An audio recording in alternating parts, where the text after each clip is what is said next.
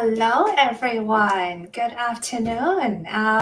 Welcome to the Inside Recruiter series. I'm your host today, Cindy Chan, recruiter turned career coach. I'm actually based out in Toronto, Canada. So nice to meet everyone. And I would love to introduce you, my special guest today, Sara Curdo. Sara, would you like to say a few words to the audience? Hi, everybody. I'm Sara. I'm a certified career and leadership coach, and I help people find their dream jobs so that they can work less hours, make more money, and finally feel happy and fulfilled doing work that they love. I do that through leveraging my also, similar to Cindy, recruitment background. So I can share some of the behind the scenes secrets of what really goes on during the hiring process, also leveraging my background in psychology and counseling. I've been doing this for 7 years and I am so excited to be here. I think that's why I'm like so fast because I just am excited to dive into everything that we're going to talk about today. Yes. As I've mentioned, this is something that I created last month to celebrate my birthday. It's actually a series where I invite my close friends and guests to share our background in human resources, career coaching, and recruiting. So today's topic. It's actually interview mastery from hello to hired. So I actually would love to hear from the audience. I know a few of you have sent me a direct message earlier letting me know that you are actually in the process of interviewing. And so, Sara and I, we would love to give you a big applause. Thank you for joining us. And just to go through some housekeeping, we actually welcome questions. This event is going to go live until 1 p.m. Eastern today. And then we actually have allocated about 10 to 15 minutes at the end of the live to, answer all the questions that you may have related to your job search or in career management. Specifically, if you have any questions related to interview, we would love to, bring your question on screen and then help you, tackle those challenges. And I would also appreciate if anyone is watching live right now, feel free to also click repost on LinkedIn. My desire is that more people are becoming more aware about these events so that they can also gain some help and support from these events. That's the ideal goal that I'm hoping to accomplish, so that more people can benefit. So let's dive into the topic today. And how about we first talk about what recruiters' pet peeves are? Yes. There's so many pet peeves, right? Yes, Yeah. indeed. I conducted over 10,000 interviews, so it was glaringly obvious what ones I wanted to talk about when you suggested this. But I'm desperate to hear what's your top one, Cindy? Yes. So I remember when I was a former recruiter, I think one of the biggest pet peeve I have is, listening to a candidate gossiping about their previous employer. Mm-hmm. Okay. And they may unknowingly complain about, their toxic environment. And I think, I recognize some of the audience today are in career transitions, and where they are today, they're processing a lot of emotions like anxiousness, fear, struggles. I think it's really important to recognize these emotions, and then a safe place to process them would be perhaps with a friend, with a family, or with a coach, with a mentor, right? Or maybe even a therapist.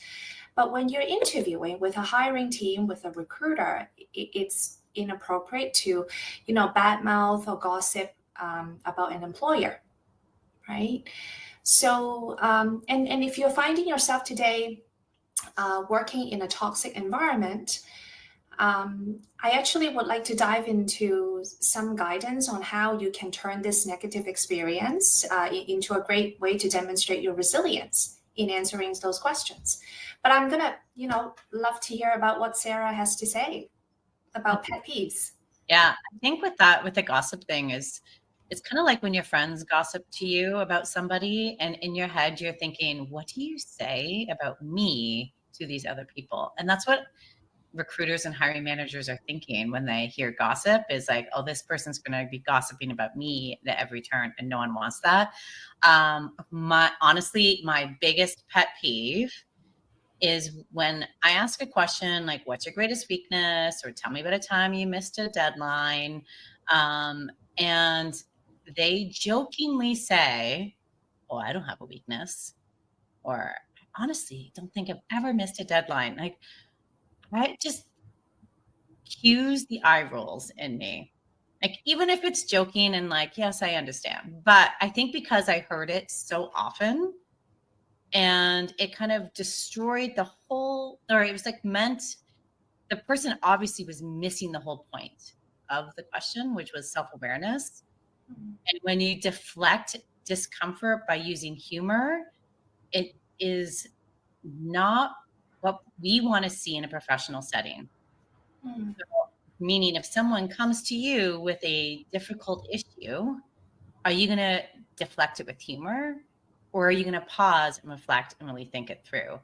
So don't do that. Like, moral of the story, just okay. no, there's a time and a place, and that's not the time. Yeah. Just like the Thank you. gossip. Yeah. Thank you, Sarah. And going back to if you're finding yourself in a position where you're working in a toxic environment right now, Mm. I've mentioned earlier that you can turn this negative experience into a great way of demonstrating your resilience, professionalism, and focus on your personal growth. So I like to suggest a reframe. You could reframe your answer by acknowledging that, yes, the environment is challenging, and then keep it brief. And then focus on, what you've learned, how you have personally grown uh, to get through these challenges, and then connect it back to the role that you're applying for. Okay. So, Um, Cindy, sorry to interrupt. Are you suggesting this when would this come up? Is this like as an answer to why do you want to work here? Or why did you apply here? Or why are you looking to leave your current company? Or why did you leave this previous company? I'm curious when a job seeker or an interviewee would need to really lean on this amazing advice. I think it would be more appropriate. Personally, I think it would be more appropriate if one of the behavioral questions come up would be, tell me about an example that you've overcome a challenging Mm. work environment, or maybe some challenging team dynamics that you've overcome. I wouldn't necessarily, sandwich that response in the question, tell me more a bit about yourself. Yeah. Just simply because the question, tell me more a bit about yourself, it should be like a spotlight that's honing into your goals, why you're here today, and then also, uh, bring on board like your why you're motivated to speak to them regarding about this position. And perhaps this is something that we can dive into to it a little bit later on. Mm-hmm. Yeah. What else would you love to add, Sarah? I think one of the other things that really got on my nerves was when someone could not answer the why do you want to work here? Mm, Like when I remember I was recruiting for a client who was in the wholesale industry selling like plumbing, HVAC materials. And I would ask this question all the time. Why did you apply to this position? Why do you want to work here? Because I was doing interviews on behalf of them. And they would say, well, I think you sell shoes. Like, come on. Like, Take interviews seriously enough. That's the other pet peeve of mine is Mm. people not taking the telephone pre-screen seriously enough. And do your due diligence. If you can't even figure out why you want to work there and can't communicate that, what it's really telling me as a recruiter is that you are going to phone it in, that you do the bare minimum in a job, and no one hires that. So Mm. I really irked me when I was like an instant no. You Mm. can't come, you couldn't come back from that really. So, Okay. mhm. So I love to add on to that. In today's competitive job market, I think oftentimes job seekers are doing a lot of networking or maybe even applying to multiple job postings simultaneously. I think it would be a great idea if they have some sort of tools to organize their job search so that when a recruiter reach out to you for a particular position, you'll be able to go back to your notes and Mhm. then make sense of the company. Okay, instead of catching off guard where not remembering which company or position that you have applied to. Okay. Yeah, and you can even do one of the things I recommend if you don't have time to do that is do any research because a recruiter has just called you up and you don't want to miss this opportunity to talk to them, is turn it into why you're looking for your next position. So if you're looking for your next position to expand your impact, to go from a smaller business to an enterprise business, you can say, I applied to this role because your organization will allow me to expand my impact in this space. So it's not company specific, really. Like it's vaguely is, but it's something you can quickly lean on at any moment in tying it to one of your core motivations. Okay, great. All right. So another pet piece that I can think of, it's actually cliche answers. Mm-hmm. Cliche answers that lack specifics. Honestly, I think without the specifics, I can't really assess what the candidate does and how relevant their skills and experience that they bring to the table. And some examples of cliche answers lacking specific I can think of would be it's too general. They don't specifically talk about the details that they did in their current job or in previous job, or maybe sometimes because of anxiousness they ramble and then they go off topic. Yeah. Okay, Yeah, I agree. great. Signed, sealed, delivered. Don't Okay, use cliched answers. okay. So next question. I love to also talk about how over preparing interview can make us even more nervous. Yeah, I'm curious if you think you've prepared for an interview, let us know in the comments and Mhm. like what that looked like. Yes. What did that look like for you? What were your Yes. signs to yourself? Okay. So I know some really hardworking job seekers out there, and they truly, truly prepare interviews. And I remember recently I had a client who booked a session with me to go through a mock interview together. And I noticed there were a few signs that uh, they were over preparing, such as they overthink about every potential question scenario that would come up with in the interview, and it makes the person even more stressful, and then they end up second guessing themselves. Okay, so that's sign number one. Sign number two, the response sounds really rehearsed. Like it's like um, this person memorized answers word by word, and it doesn't sound too genuine or tailored to the role. And somehow, I wonder maybe an audience can show some hands, like who wants to sound robotic in an Yeah, interview, exactly. right? No And one. so when when you're over preparing the interview, like you could notice these signs, and some of you may be able to relate. When you're over rehearsing, you are actually on your way to mental fatigue. And by the time that you're getting to the interview, you're feeling already exhausted, which actually can negatively impact your interview performance. Okay. Sarah, what do you think? Yeah, I'm well versed in this because I was an over preparer. So, how I used to prepare for interviews is I would look up the top 25 questions or whatever, behavioral questions, and I would type out 100-word responses and then I would memorize them. It made me, I was already a nervous interviewer, like rambling, sweaty, handshaking mess of in an interview. And I thought this would make me less nervous. It made me more nervous.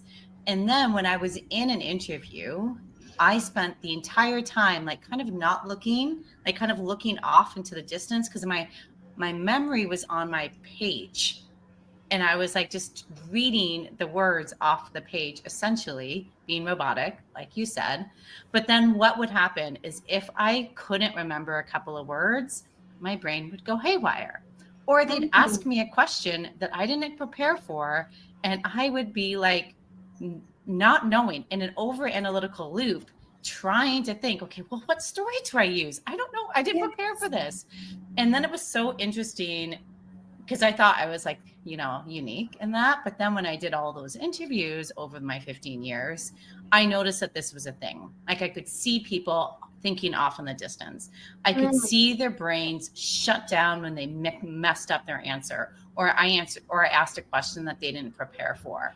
So I think Cindy's advice of not overly preparing your answers and memorizing them and sounding robotic is like also really key once you're in that interview, because then that way, if you're not doing what I did, you can authentically show up. You can be prepared for any story or any question with a story of yours of how you won and what skills you showcased, and not like destroy your chances, because that's what you think you do, and then you self-fulfilling prophecy it. Yeah. It was the worst. And I remember, like one tip that I learned and I've applied, which I've tried it on myself and it really helps, is before I go into the interview, I kind of tell myself, hey, you know what? Yes, it's an interview, but at the same time, I'm meeting a human. I like to keep it like a conversation, so I go with an attitude to keep it like a conversation with any normal human being. And it actually will help me adapt to different questions more easily. And the night before, I make sure that I get a good night's sleep. Mm-hmm. I actually would set like proper boundaries by limiting myself to a specific amount of time to prepare for the interview. And then when the time is stopped, it has to stop. I just have to tell myself that, hey, I've done the best that I can. I'll be fine. And then, just and relax. Do something like read a book, watch a show, go for a walk, cook something, like do anything in between your bedtime and your prep time. Because if you prep right up until you go to bed, you know what's going to happen. You're going to dream about being in an interview, and every single dream is going to end up as a nightmare, and you're not going to get a good night's sleep, and you're going to feel more nervous that one of these dreams are actually foretelling your future and that you're going to go into an interview and mess it up. So you have to have some sort of like fun activity, relaxing activity between prep and bed for sure. Yes, absolutely. Great. Okay, moving on. Oh, this is exciting. Yes. Interviews. So it so happens that I know some of the audience today are moving into round 2, even some for finals. So I love to give them some strategies on how to navigate it, because I'm really, really hoping that they could get an offer. So Sarah, Please chime in. Yeah. Okay. So to me, we classify them as 4 rounds of interview or 3 rounds of interview, but it can look anywhere from 4 to 6. So round 1 is the telephone pre-screen. This could be a video interview where they send you a link and you have to record yourself doing answers. It could also be a pre-screen with a recruiter. It could be both, depending on the organization. The purpose of round 1 is your ability to do the job. That's all they care about, is can you do the job? They may ask about money, like, and especially in the telephone pre-screen. So you want to be prepared for that. They may ask about availability or some aspects to travel if that's involved in the position. But really, it's you taking a look at the job posting and seeing what have you done in alignment with the responsibilities and where have you done it, and being prepared to talk about that either in a resume based where they walk you through your resume, or a job specific based where they ask targeted specific questions at those responsibilities. And Cindy, you conducted a lot of those. Love it. Yes. Yeah. And I also pay attention to, have they done their research? Yes. Are they showing enthusiasm Mm-hmm. About the company? Yeah. So, yes. And so even if you're nervous, you can say, I'm nervous and excited. It's the same neural pathway. That's how I kind of started to trick my brain slightly. Instead of trying to get rid of my nerves, I just invited in excitement as well. So it allowed me to be perceived as excited and not just nervous. But yes. Yeah. And I also want to add, as a former recruiter, in fact, when I'm booking my first round interviews with candidates, I am filled with excitement, hoping that they are a good fit. Yeah, make your life easier. Yes, because, name a recruiter who doesn't want to find the right fit for the company that they're recruiting for, right? Yeah. So, in many ways, I like to think a recruiter as a partner who actually can help you, navigate your interview, round 1 specifically. Yeah. And it's also a good time to ask questions to learn more a bit about the position. Yeah, especially because the recruiter has met with the hiring manager to talk about them. So it's like essentially pick their brains to find out what the hiring manager said, which will prepare you for round 2. Mm-hmm. So round 2 of the interviews is all about fit. So this means it could be with human resources to do organizational fit. It could be with the hiring manager. It will be with the hiring manager to determine your fit for their vision of the job. And it could also be with the teams or with the peers to determine your fit within that team. So when I say fit, it's like I was going to use the O.J. Simpson example about trying on the glove. Let's not go there. It's like you going shoe shopping and trying on a variety of shoes, and you want the ones that fit most comfortably, that feel like you've always had them, that you don't feel like you have to break in. That's what hiring managers especially are looking for. Like, will you be able to walk into this role and kind of just get started? And while we know there's training and onboarding, are you like coachable? Can I mentor you? Can I groom you? Can I take this potential of you fitting into our team and into my position, into my future vision of this position? And can you fit within that? So that's why we see such a variety of question styles in this interview. Some follow specific guides. Some organizations have to, like governments. But then a lot of hiring managers just sort of have an idea of what they're looking for and then just start conversations with the interviewee to like get out what they want. Okay, great. You mentioned a great point. You mentioned about coachability. This is something that I resonated with the most, because I remember in the early days when I was being trained as a recruiter, my mentor, manager at the time, she specifically gave me 3 points to think about, and I have hit I have it with me this whole time. It's think of the candidate asking ask the candidate three questions. Can the person do it? Will the person do it? Mm, And is it a fit? Okay, so I'm mm-hmm. just going to say that again. Can the person do the job? Will the person do the job? And is there a fit? Right? Those are So great. it's important. I think that's what, like, if a candidate is going in and they can demonstrate that they can do the job and they will do the job and they are a fit, makes a great hire. Yeah. I also think assessments should be included in this stage. I realize I didn't mention that because a lot of organizations now will do assessments. And I think, like, especially cognitive or psychological personality testing. And that's really to determine your fit within the organization. Do not try and answer it as, like, unless you're trained, you're not going to be able to trick it.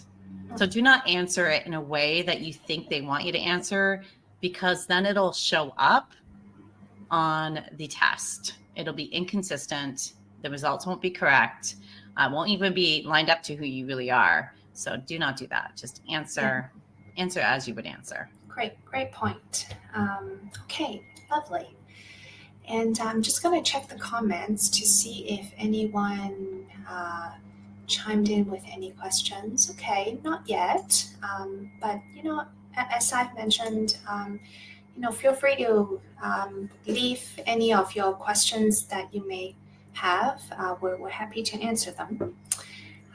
Let's dive into the final interview. Okay, Um, so the final interview can be one of two different, and it could be both.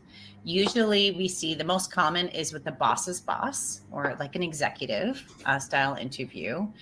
We could also see the client, the business unit that you'd be supporting. That would also be a very common interview at this stage, depending on your role. They both want the same thing. They want to see how you will make their lives easier or how you will make them be successful. They don't care if you can do the job because they assume that that's already been determined. mm, They don't care as much about your fit because they assume that's already been determined. And they won't be working with you all the time. Like, the client will be, but you're solving their problems. That's all they care about. Can you solve their problems? So to prepare for this sort of these sort of interviews is, I always say, it's kind of like the wild, wild west. As a recruiter, trying to guide these individuals on proper interview etiquette, it's like goes in one ear and out the other. mm, So you kind of never know what to expect. They will ask questions. They will use their gut. They may throw in a personal question or two. And trust me, we know they shouldn't be, and we tell them, but they still do it because mm, they want to inform their gut. They may come to you with, like, I was just talking to somebody and I had this problem. How would you solve it? Like, I think sometimes it's really tests your ability to be prepared for anything. And I don't yes. say this to scare you off. I just say this so that you can be prepared for anything. Mm. And what I do know for sure, the final interview has never been an interview that's just a rubber stamp. Okay. No. Yeah, because I have had candidates asking, oh my goodness, yeah, I'm going into the final interview. Does that mean I can expect an offer? So Uh-uh. the answer is no. It's not like you're going into a final interview and you can expect an offer. I've never, like, in all my 20 plus years in recruitment, I've never seen an interview at the final stage where it's just a rubber stamp. So candidates do have to prepare for it. And one of the preparation advice that I would love to give would be go into the final interview with questions on hand. Mm-hmm. Okay. Yeah. In my previous life, I did share that I made a critical mistake going into a final interview, not prepared with questions. Like I had it in my suitcase, but I just was feeling so excited, my brain just went blank and did not ask any questions. And I believe, that was something that I need to learn so that I can now share it with you guys. Um, not to do that. Yeah, don't do that. Always ask questions at every interview. Okay, great. Mhm. Let's see. How are we on time? 12:30. Okay, amazing. Yeah, we're doing good. Good. Okay, so let's dive into some top behavioral based interview questions. I love these because I was working in HR, and I think a lot of my clients or candidates today are struggling with behavioral based interviews. It's such a mystery, Mhm. especially uh, oftentimes they may not be able to come up with a story or prepare an answer. So I know, Sarah, you've brought a few most common behavioral based questions. Maybe we can dive into that. Okay. So the first one, this is a good one. Um, Tell me about a time that you had to manage a client's expectation. How would you tackle that? Yeah, I think this is really what they really want to hear is a time that a client pushed back. So in a project, say for a project manager, this is like one of your business clients who want to push the scope. And so you have to manage their expectations.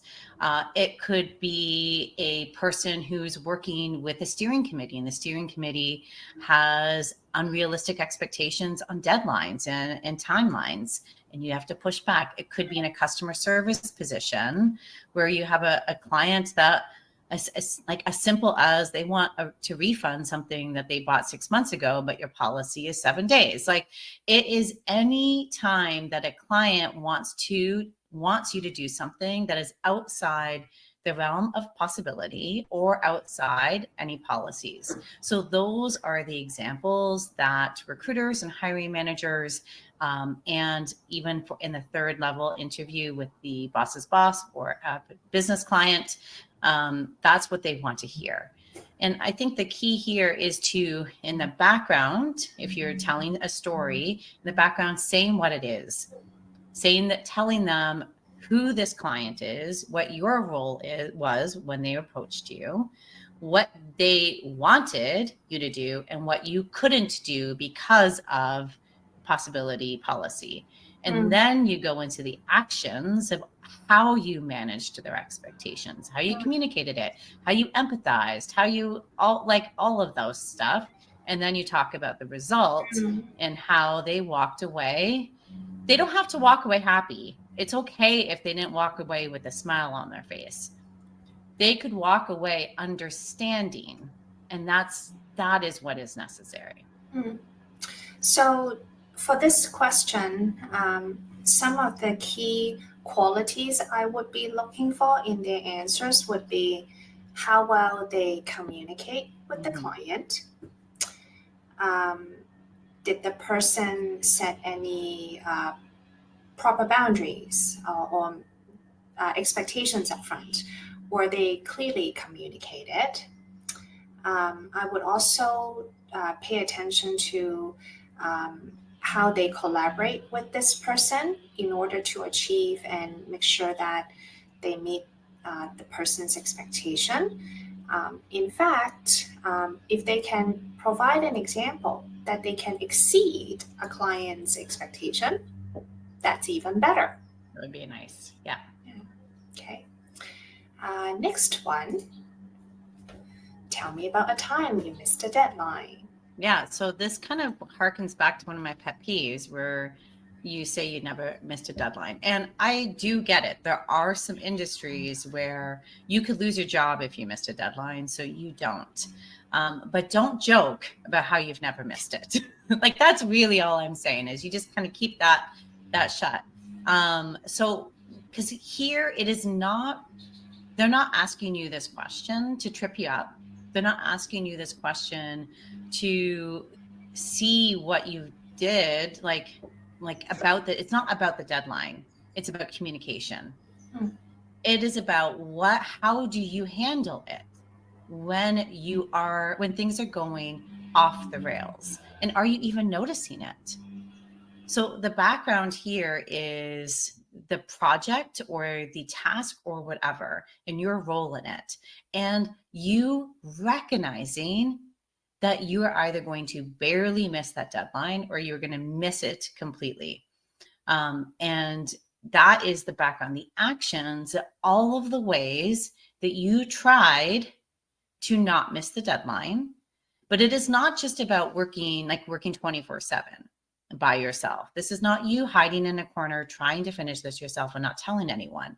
It's about you communicating to the people and the powers that be that needed to know.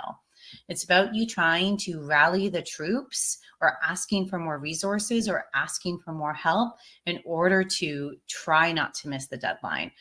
Or it's how you navigated getting the deadline extended. And then it's the result of finishing the project at some point. So whether it was just past the deadline, but everyone was aware of it, or if you were able to sneak in right in on time. Okay, very well said.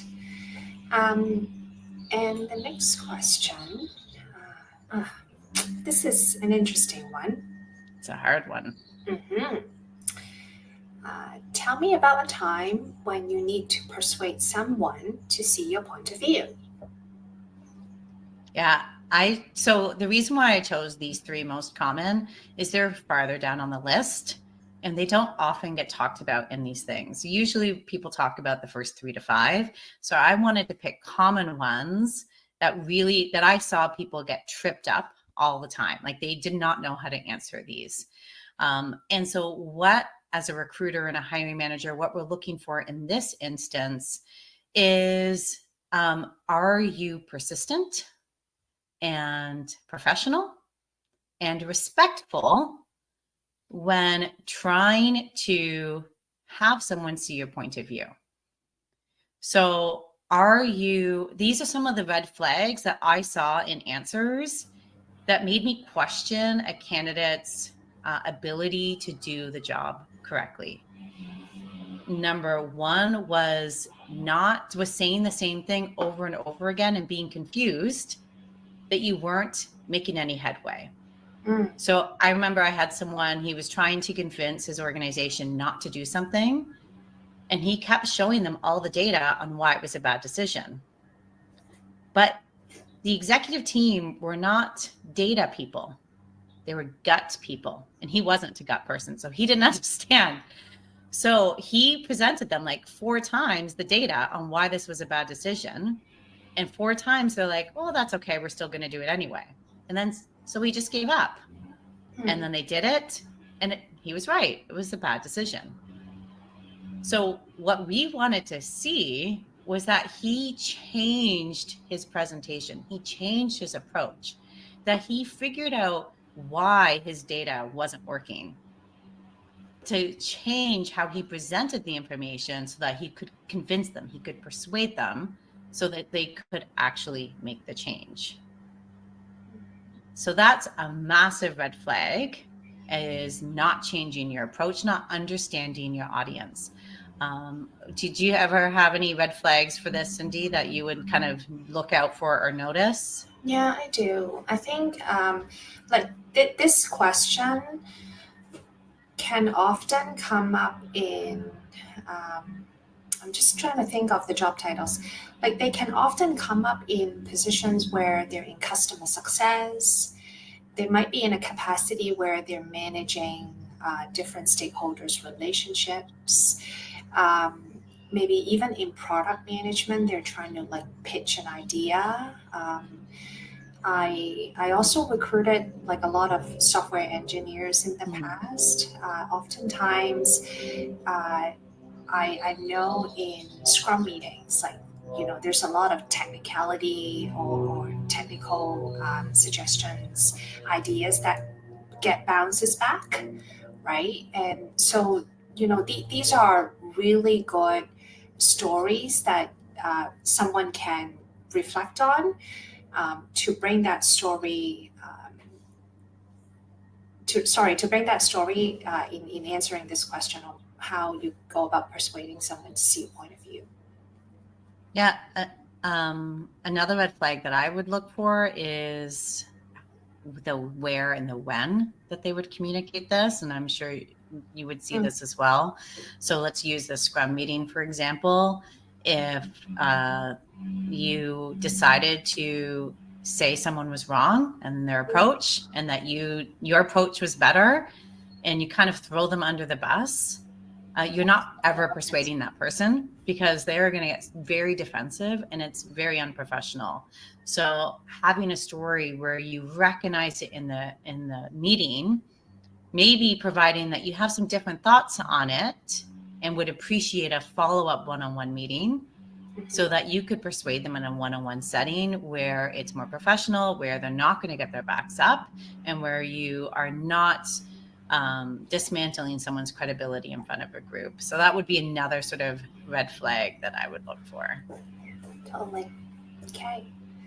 So how are we on time? Okay, great. I'm just going to check the comments. We're good. Okay. Yeah, please drop us some questions. Yes. So we've mentioned earlier about round one, round two, final interviews. But I'd love to talk about from a recruiter standpoint, from a hiring team standpoint, why panel interview or peer interview is included as part of the hiring process. Okay, so maybe we can talk about what's the meaning behind that, like why a company is doing this, right? So like I wanted to share when I was a recruiter, oftentimes when we are setting up panel interviews, typically like I would recommend to the hiring manager to select a panel to join for an interview and choose the people who have influence on the hiring decisions. Okay, so these people can be like stakeholders, team members, where the particular hire it's going to collaborate closely with once they're hired. And the question that they often ask is, well, okay, well, in that case, how many people should I bring, right, into the panel? And I always suggest that quality over quantity, because number one, if too many people in the panel, it can add unnecessary stress to the candidate.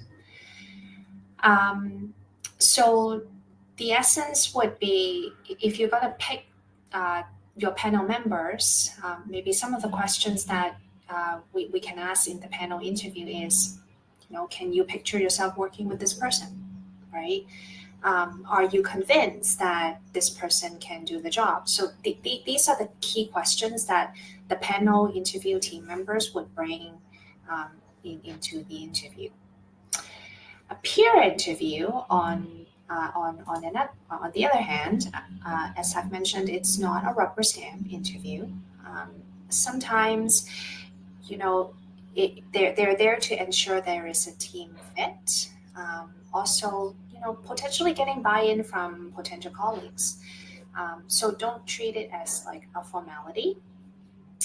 And from a hiring standpoint, I think like it's also a really, really great opportunity for the candidates, like the job seeker, to ask questions so that they can get a realistic picture of the job. Because these insights might not come up in an interview when you're with HR or with the hiring manager. So the peer is there potentially to support you. Okay. Sarah, what are your thoughts? Yeah, I think from a peer's perspective, they want to know about your fit within the team, like I mentioned earlier.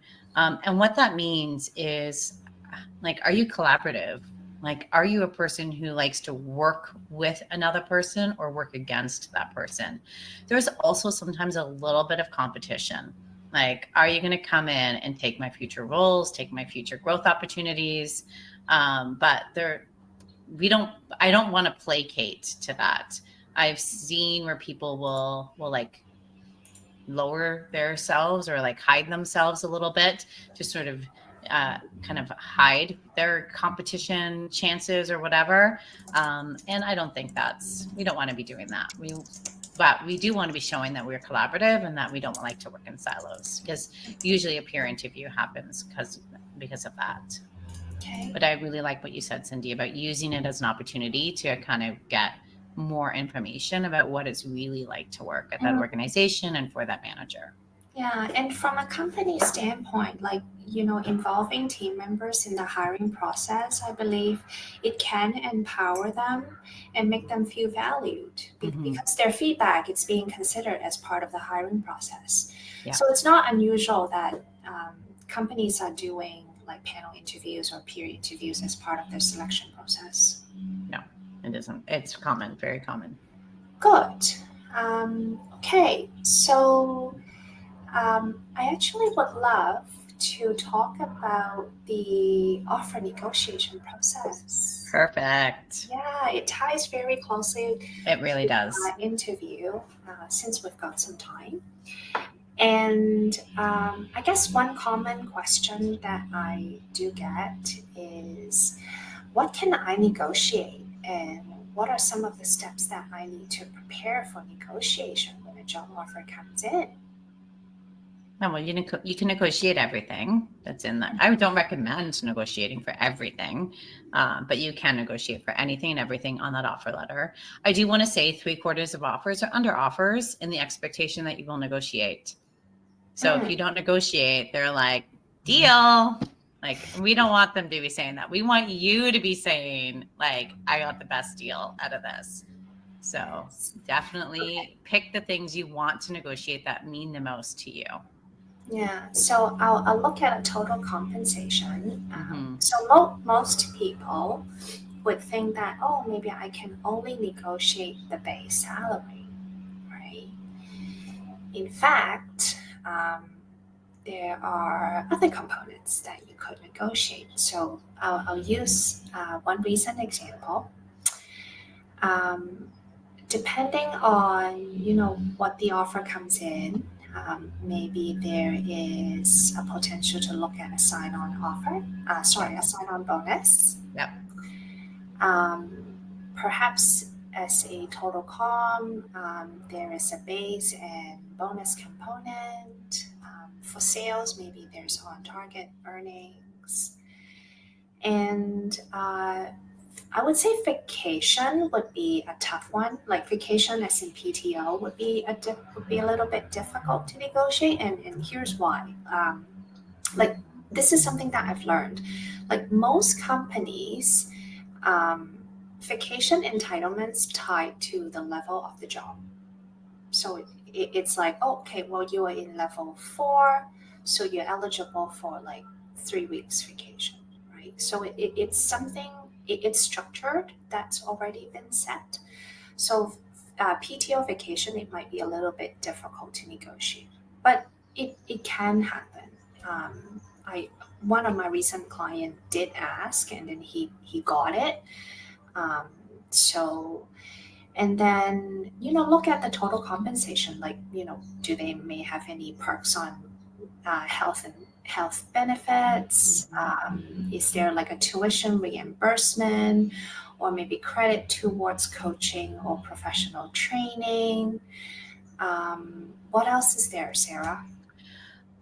There's when the benefits start.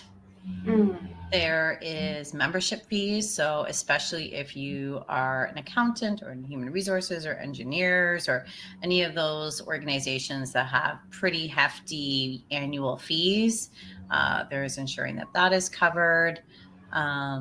There is like start date, obviously. Vacation is you're right, it really depends. I think if they offer you 2 weeks, you can probably get 3.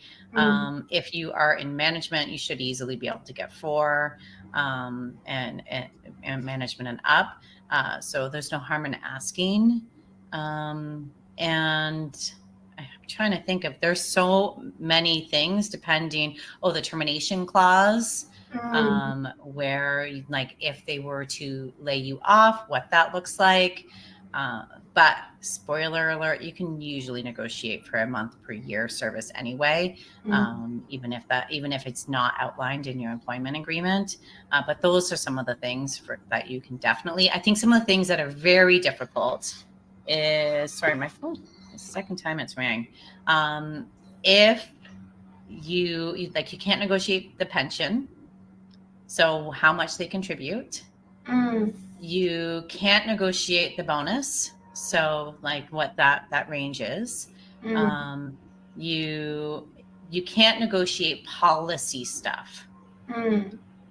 So because there's the whole idea of optics and equality, and this is why sometimes that vacation comes to play. So there are some things that you can't negotiate. So don't waste your time. You can generally, I think you can pick 3 things to negotiate. Like you can sometimes do more than that, but it becomes a bit much. But definitely don't waste effort on things that you can't get anyway. Yeah, good. What else? What do you think else you can also negotiate? I was thinking about start date. Like start date, it's important, right? Like typically, the hiring team, it's eager to hire. They do want the person in the seat, but meanwhile, you might be working somewhere and you have to give notices, right? So I think it can be tricky. But one thing that I'd love to remind everyone is I'm seeing it's actually very common that companies, when they're extending an offer, it's like a pre-offer with conditions, conditioned upon like reference check or maybe like a background check. So I would say, like, don't resign until everything it's all checked out and getting on board, right?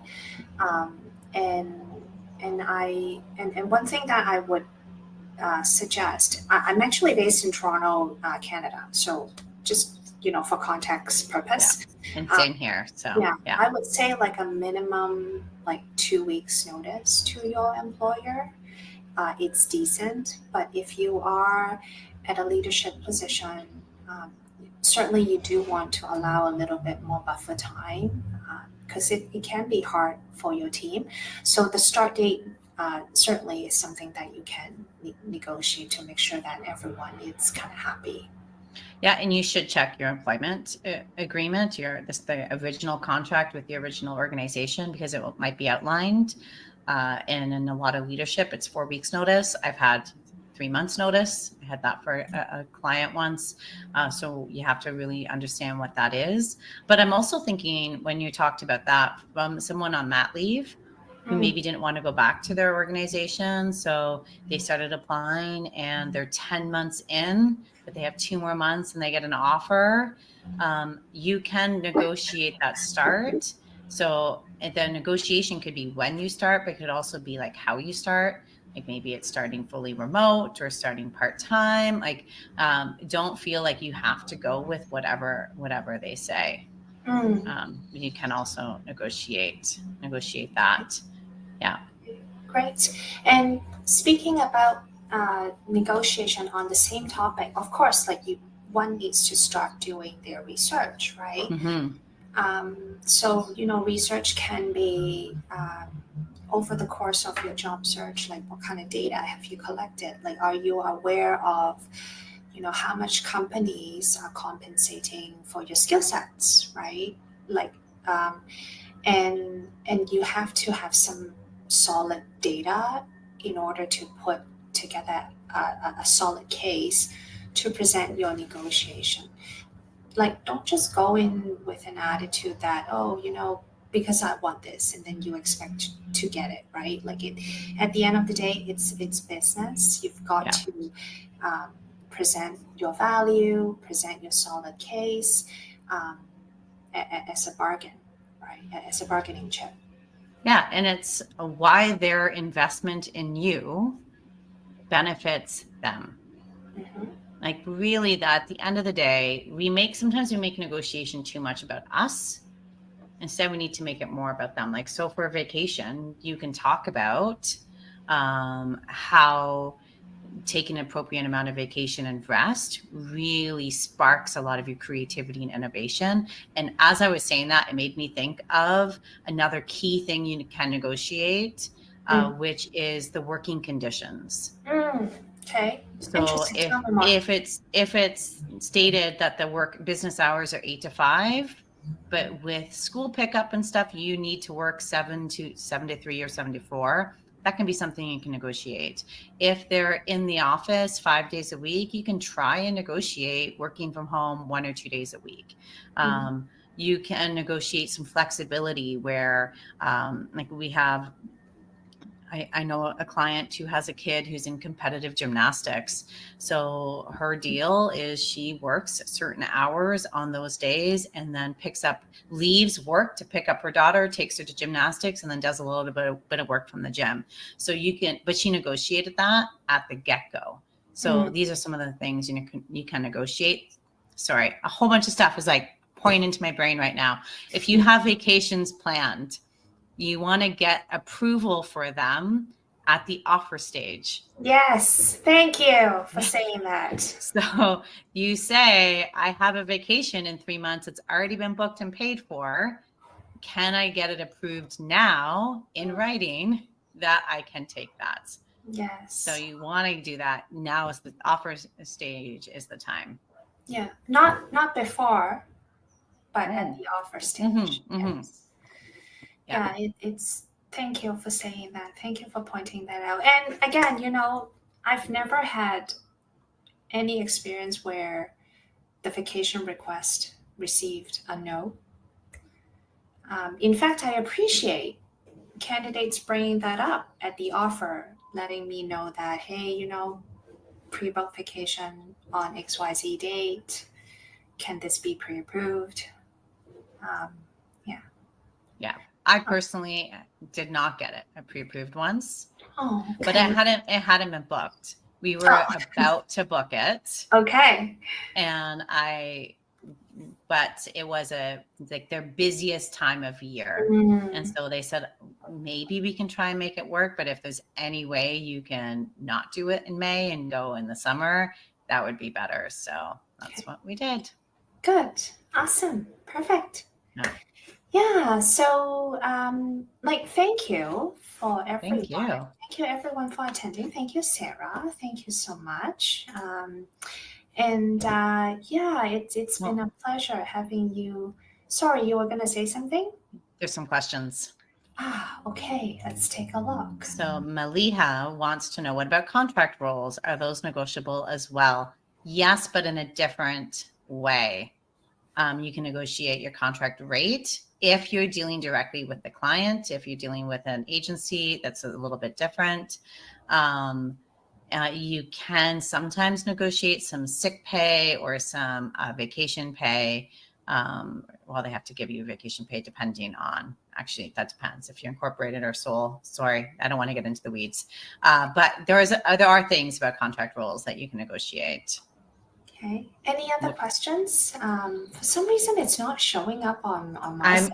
I'm on the LinkedIn actual page. Oh, is that right? Okay. So Eliani has said, hi, Cindy and Sarah. I have a couple of questions. Is it okay to read the questions I have for the interviewers if I wrote them down? What do you think, Cindy? Is it okay to read the questions I have for the interviewers if I wrote them down? I am not exactly sure if that would be the right approach. Is it? Can I suggest maybe you can send either myself or Sarah a direct message? Maybe we can clarify and answer that for you. Well, I think what she's saying is, can she take out her pad of paper and ask them? And I have heard both, the good and the bad. I've heard some hiring managers really appreciate the attention to detail and someone being prepared with questions ahead of time. And I have heard these questions aren't so complex that they really couldn't just remember them. So that's the thing with this stuff. It's pretty subjective. So you do what you feel most comfortable with. And if it is reading them out, then you can read them out. Okay, all right. And she had another question. Yeah, she also asked for an entry-level position. Is it common to negotiate salary? Yes. Like Yes. they are the most under offered entry level. So they are most important to negotiate, because if you don't, you're missing out on hundreds of thousands of dollars, because it's compounded, especially if you stay within an organization. So negotiate. Yes. Great. Oh, Ivan also has a question. Let's take a look. I'm screening. What's your perspective on not including pay range, such as saying 0 for desired pay? So I'm assuming this is from a seeker's point of view. And probably in an applicant tracking system. Ivan, let me know if that's right. Where they ask for the range in the very initial stages, which is they should not be doing. I hate that, but it is done. Ivan, is that correct? You can even just give a thumbs up. I know there's a little bit of a lag here, so. Yes. But what are your thoughts on that, if that's the case? Oh, yeah, I think it sounds like it's Ivan is trying to fill in a question through an applicant tracking system when the company is asking for a desired salary range. It really depending on what kind of choices is provided. I like to suggest to the audience in general, when you are looking for your next opportunity, do your research, find out what companies are paying for your skill sets, and then take that data and then compare it to your current compensation and look at look at a number that's going to make you happy. And honestly, put that amount, share that with your potential employer. And I personally think that's the right approach to do it. And some candidates, I know they would struggle. Okay, well, what if I ask for like 90,000, but the position actually only pay like 70 or 85, right? So does that mean I run into the risk that I may get rejected? So, a better question to ask probably would be, a lot of times when a company is doing a hiring exercise, they're also collecting information from the job market to assess how much they really need to pay for the skill, for that particular skills. So hiring budget do change during the hiring process. I hope this brings some comfort to the audience. But yeah, do your research, try to find out what companies would pay for your skill sets, and then share your salary expectation with the team.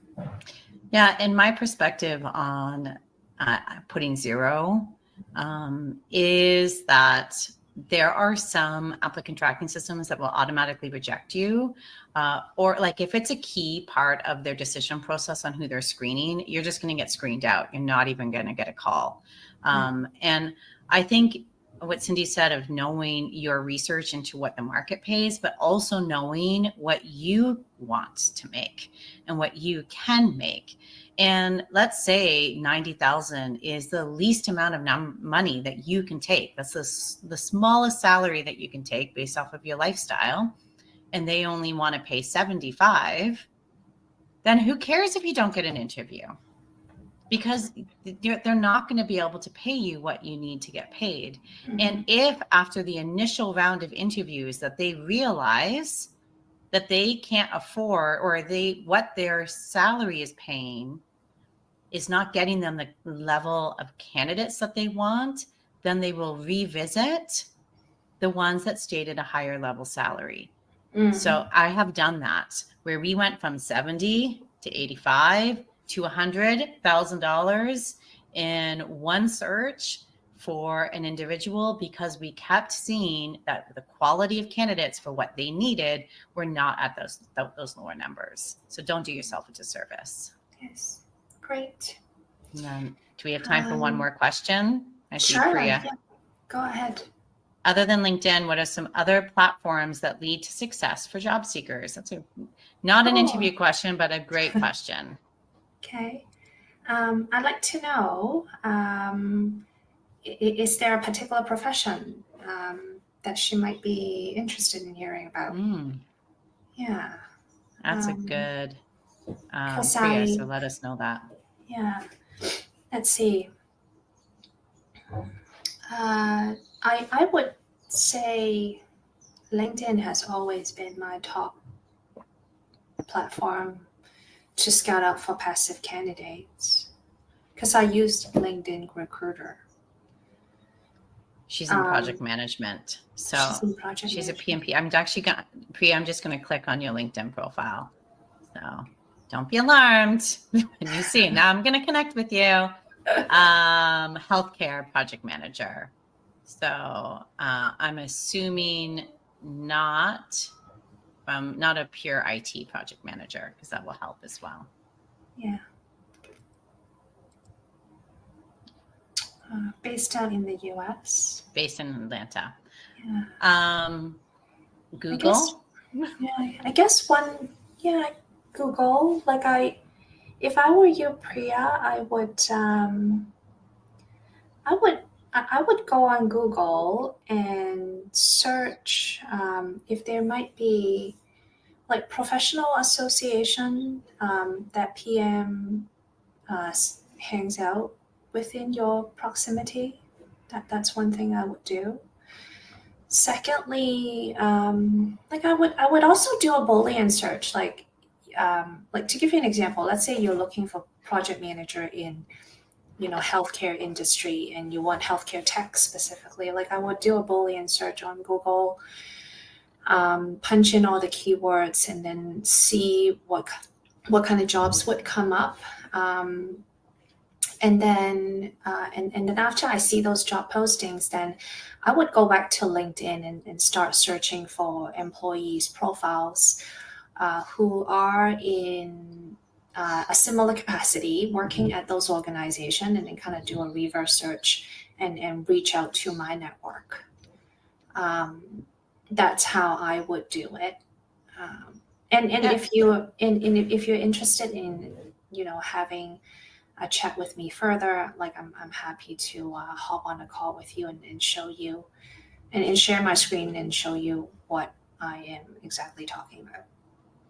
I also think in Priya's case, she's a PMP. So your associations are also a great platform to find out more about networking opportunities and training opportunities, where you would then meet people. So I think getting engaged within if you want to stay in Atlanta, your local PMP chapter. Also, healthcare in the States is so different from healthcare in Canada.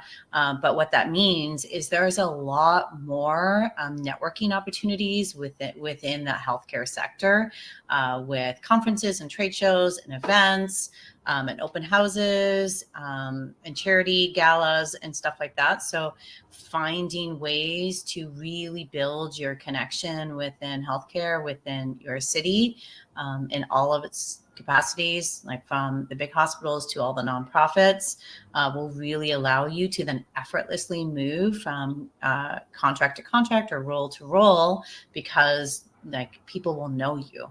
And we know 70% of jobs are found through that kind of networking. So yeah, at the end of the day, people hire people. Yeah. So you've got to get to know some people and network your way in. Yeah. But those are like real life platforms versus sometimes we love the online platforms because it feels easy to hide behind. So, Malia has a great question. Oh, please. How can I buy more time with a recruitment agency on an offer I'm interviewing for a better role simultaneously. Oh, excited for you. Yes. Oh my Exciting. goodness. Okay, this is a really fun one. Let me think. How can I buy more time? Okay. Now, so I am the kind of candidate who's very bold, and I actually will openly share with the recruiter to let them know that I'm actually fairly active on the job market. Thank you so much for this opportunity. I am, uh, you know, they are under my consideration, and I would love to um, make a decision by X. Like you have to be very direct with the recruiter and let them know how many days exactly that you need. And the reason is because assuming that you're working with an agency recruiter, like they are also under the pressure to, manage their clients' expectation, and they would love to get a yes from you, right? So I think to make it very clear, not to burn any bridges, you have to be very specific and honest and let them know how many days you need to make your decision. And then meanwhile, you're simultaneously interviewing with other companies. I would say with the other organization, again, uh, you have to manage their expectation. Like find out, how far are they in the interview process? When are you expecting to hear from them? Let them know your current status on the job market and also your interest level, so that it's communicated clearly upfront. Like don't play Yeah. any game. Don't No, play any games. and tell them, because by you telling them that you're in the final stages or you're awaiting an offer, it may speed them up, so that they can have a fighting chance at you. Like you're doing them a service. But there are also some like tricks that you can do to delay an offer. And this is, you don't pick up the phone when they are calling. This is like just like little like Are basic you? like super silly things. Like, Oh my so goodness. you don't pick up the phone, so they have to email you. And then you don't, like, our sense is to respond to them immediately, but we don't. We take 24 hours to email them back and say, oh yes, I would be happy to provide my references. Let me just connect with them first. And then you connect with the references, and then like a day or two later they're all ready to be talked to, and you tell some of your references, maybe can you give them a day or two before you respond. Like they give you the offer, take again 24 hours to be like, oh my gosh, I'm so excited about this offer, I just need some time to review it. There are like these little things you can do to give yourself just a little bit more time, or give the other company a little bit more time to kind of deliver that offer to you without risking this offer. The key is you don't want to risk the offer that is on the table. Those are really great strategies buying time. I was afraid for a moment that you're going to teach somebody to ghost on a recruiter. Oh Never do no, that. do not do that. No ghosting should happen on either side. Yes, Even though thank I you. was guilty of ghosting, but Thank you. yeah. But Anything else? let's see. Good. I'm glad you found that funny. No, I think that is everything. Awesome. Okay, awesome. Woohoo! Yay! Thank you so much. This was amazing, everyone. Thank you for engaging. Thank you. Thank you. All right. So we're going to wrap up. And if you need any help, oh my goodness, I'm babbling. Feel free to send us direct messages. Happy to connect. And thank you very much for joining us today, and have a great rest of your week. And thank you, Cindy, for hosting this. I'm really excited to hear who you have next on this quest, this birthday quest of yours. Yes, stay tuned for my mystery guest. All right, awesome. Thank you. Thank you. Okay, bye.